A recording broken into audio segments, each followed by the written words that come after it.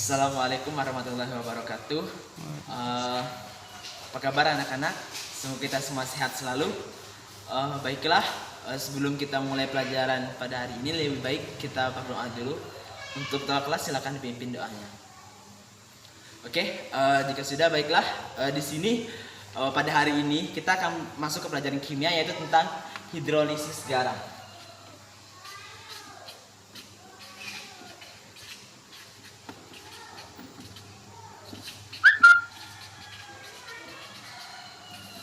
Hidrolisis garam. Oke, baiklah. Di sini sebelum kita masuk ke hidrolisis garam, ada yang tahu nggak apa itu garam?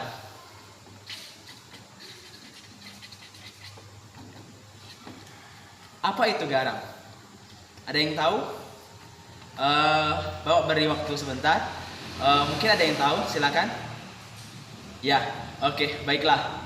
Jadi mungkin kalian menjawab. Garam itu adalah seperti yang sering kita gunakan atau sering ibu kita gunakan di dapur yang untuk mengasinkan makanan. Ya benar, itu adalah salah satu contoh dari hidrolisis dari garam itu sendiri. Namun nyatanya garam sangat banyak di alam semesta ini, dan salah satunya yaitu yang tadi garam yang ada di dapur. Baiklah, namun di dalam kimia garam itu adalah garam ini adalah reaksi yang dibuat dari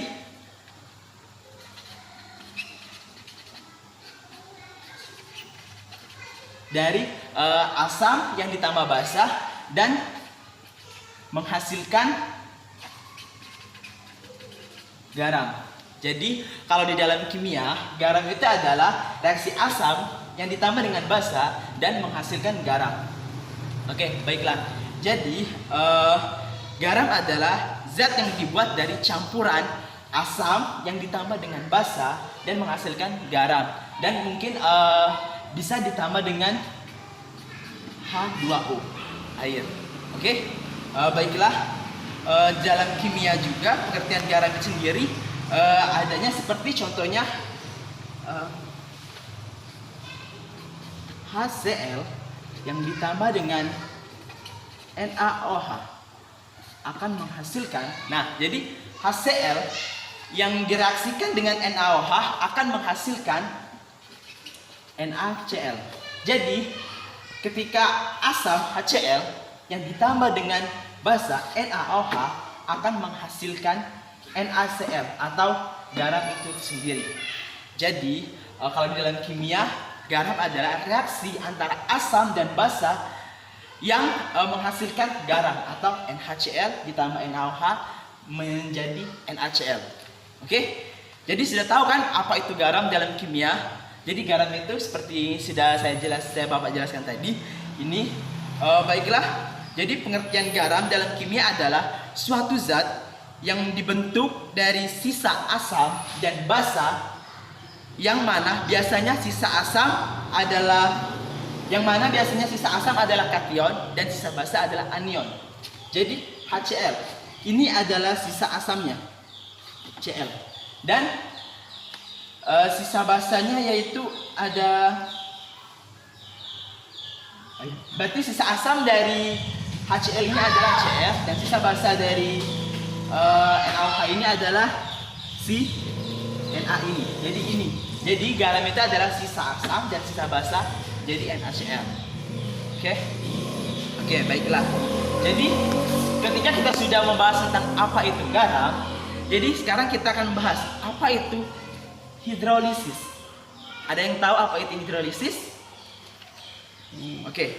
Jadi hidrolisis adalah reaksi yang memecahkan molekul air H2O menjadi kation hidrogen H+ dan anion hidroksida OH melalui suatu proses kimia.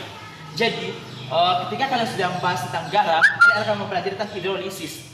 Jadi hidrolisis tadi molekul air itu suatu reaksi kimia yang memecahkan molekul air atau H2O menjadi kation hidrogen H+ dan anion hidroksida OH. Jadi tadi ketika kalian sudah bahas garam, kalian akan bahas tentang hidrolisis. Jadi selanjutnya kita akan bahas tentang apa itu hidrolisis garam. Jadi, hidrolisis garam adalah reaksi penguraian garam dalam air membentuk ion positif dan ion negatif. Ion tersebut akan bereaksi dengan air membentuk asam H2O+ dan basa OH-. Asalnya. Jadi hidrolisis garam itu adalah reaksi penguraian antara garam yang terjadi dari H2O dan OH-. Seperti yang contohnya seperti ini tadi. Jadi seperti HCl yang direaksikan dengan NaOH akan menghasilkan NaCl. Dan jadi ini adalah garamnya. Dan garam ini juga terbuat dari sisa-sisa asam dan sisa basa. Oke, selanjutnya yaitu kita akan mempelajari juga yang selanjutnya macam-macam hidrolisis garam.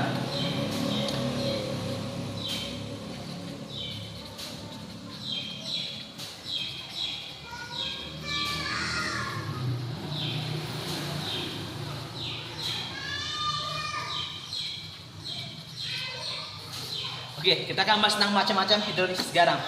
Jadi, hidrolisis garam itu ada banyak macam-macamnya. Namun di sini kita akan bahas tentang beberapa saja macam-macamnya. Yang pertama yaitu ada hidrolisis parsial. Ada hidrolisis parsial.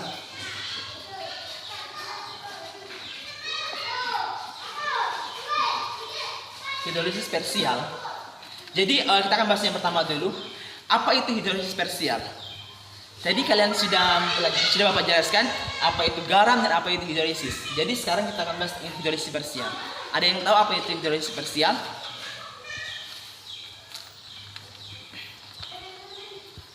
Jadi hidrolisis parsial itu yang mana artinya yaitu parsial ialah ketika garam direaksikan dengan air hanya salah satu sebagian atau sebagian ion saja yang mengalami reaksi hidrolisis. Sedangkan yang lain tidak. Jadi ketika garam direaksikan dengan air, maka yang terhidrolisis itu hanya sebagian, tidak seluruhnya. Jadi hidrolisis parsial ini adalah sebagian dari hasil hidrolisis antara garam dan air.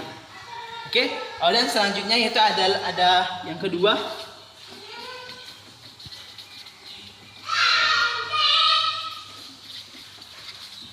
ada hidrolisis total. Oke. Ketika hidrolisis parsial tadi yang menghasilkannya itu ada setengah, namun hidrolisis total ini malah reaksi penguraiannya adalah seluruh garam tersebut. Jadi jika garam direaksikan dengan air, maka yang terurai seluruhnya terurai. Jadi dan adapun komponen-komponen dari hidrolisis total ini yaitu seperti yang kalian ketahui asam lemah dan basa lemah. Itu adalah salah satu komponen dari hidrolisis total. Oke, selanjutnya yaitu ada berikutnya yaitu ada yang ketiga, ada hidrolisis kation.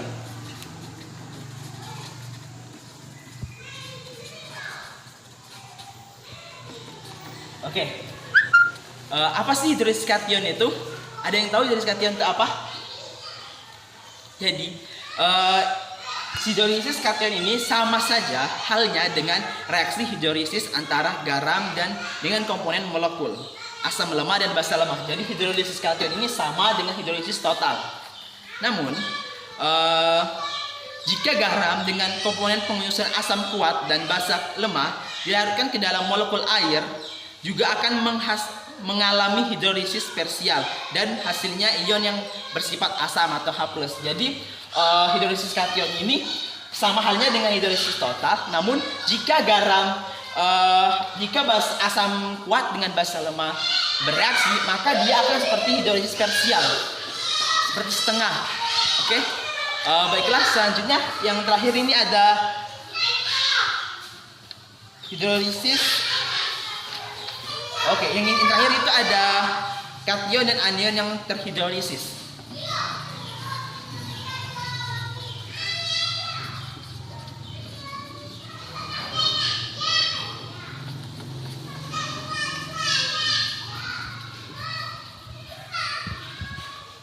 Oke, selanjutnya ada kation dan anion yang terhidrolisis. Jadi, apabila garam dengan komponen asam, lemah dan hidroksil dengan molekul air akan mengalami hidrolisis total. Ini adalah sama halnya dengan hidrolisis total. Jadi kation dan anion yang terhidrolisis ini sama dengan hidrolisis total tadi. Jadi mereka ini akan terhidrolisis semuanya. Namun hal tersebut dapat terjadi dikarenakan kation dari basa lemah maupun anion dari asam lemah dapat terhidrolisis secara sempurna. Reaksi hidrolisis ini menghasilkan ion H+ dan OH-. Jadi hidrolisis, kita sudah bahas tentang hidrolisis, tentang garam dan tentang macam-macam hidrolisis. Jadi kita ketahui bahwa seperti yang baru saya jelaskan tadi, bahwa garam itu tidak hanya ada di dapur. Jadi garam yang ada di dapur itu adalah salah satu komponen atau salah satu banyaknya garam ada di alam semesta. Jadi kita harus mengetahui apa itu garam. Sebelum kita membahas tentang hidrolisis, kita harus mengetahui dulu apa itu garam. Dengan kita mengetahui garam, kita akan mengetahui hidrolisis. Jadi hidrolisis itu adalah reaksi yang terjadi ketika si garam ini kita reaksikan. Oke? Jadi ketika kita sudah membahas tentang garam, maka kita akan tahu apa itu hidrolisis. Oke? Bagaimana anak-anak, apakah sudah mengerti? Jika tidak, mungkin kita bisa membahasnya di lain kali, atau ada pertanyaan boleh disampaikan. Oke, mungkin itu saja yang Bapak sampaikan. Jika ada salah, Bapak mohon maaf. Bapak akhiri. Wassalamualaikum warahmatullahi wabarakatuh.